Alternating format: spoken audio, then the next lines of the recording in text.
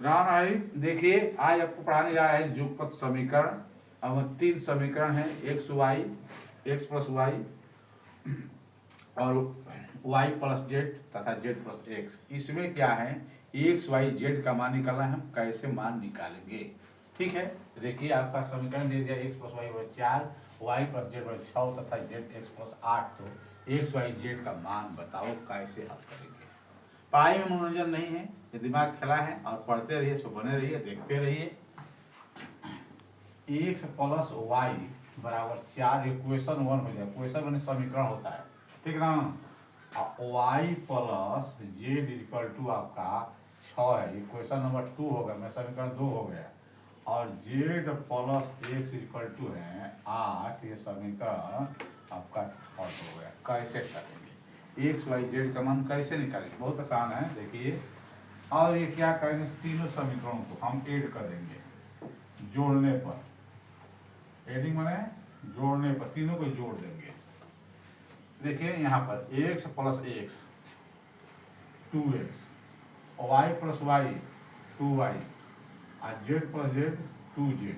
इधर जोड़ दीजिए, 6 4 10, और 10 8 18 हो गया। ठीक है, और इसमें यहाँ भी 2 है, यहाँ भी 2 है, यहाँ भी 2 है, 2 कॉमन ले लीजिए।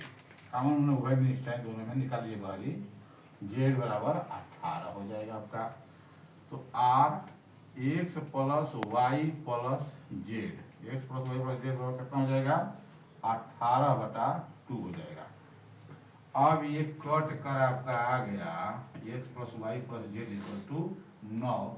ये समीकरण आपका 4 बना देंगे। ठीक है, अब इसमें क्या करेंगे, पारा पारी पहला दूसरा तीसरा रखेंगे, तो एक्स वाई जेड का मान आपका एकदम सरलता पूर्वक निकल जाएगा। X plus y plus z बराबर 9 है।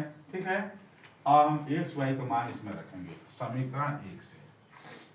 समीकरण 1 से एक्स प्लस वाई बराबर 4 रखने पर, देखिए ध्यान से, 4 रख रहे हैं, एक्स वाई का मान 4 है, तो 4 प्लस जेड बराबर 9।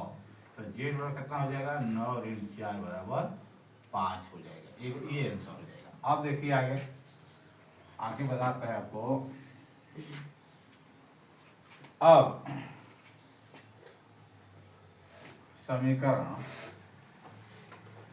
4 में, समीकरण 4 में समीकरण 2 से y plus z, y plus z बराबर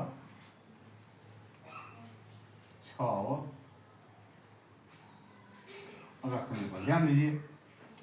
अब ये समीकरण आपका 4 है, समीकरण 4 में समीकरण 2 का मान रखने पर वाई प्लस जेड का, तो x plus y plus z बराबर तो 9 है, और वाई जेड का मान कितना है, ये 6 है, तो x plus 6 equal to 9। X बराबर 9 × 6, तो कितना जाएगा, 3। ये भी एक आंसर हो जाएगा। इसका मान यहाँ है, और जेड का मान हम यहाँ लिखे हैं। ठीक, इसी तरह समीकरण 4 में, समीकरण 4 में जेड प्लस एक्स बराबर 8 रखने पर, माने समीकरण 3 का मान है, ये समीकरण 3 का मान, समीकरण 4 में जेड प्लस एक्स बराबर 8 रखने पर, चाहे ये लिख सकते हैं, ये भी समीकरण 4 में समीकरण 3 से वाई प्लस जेड का मान रखने पर रखेगा ना, इसी तरह इसको भी रख सकते हैं।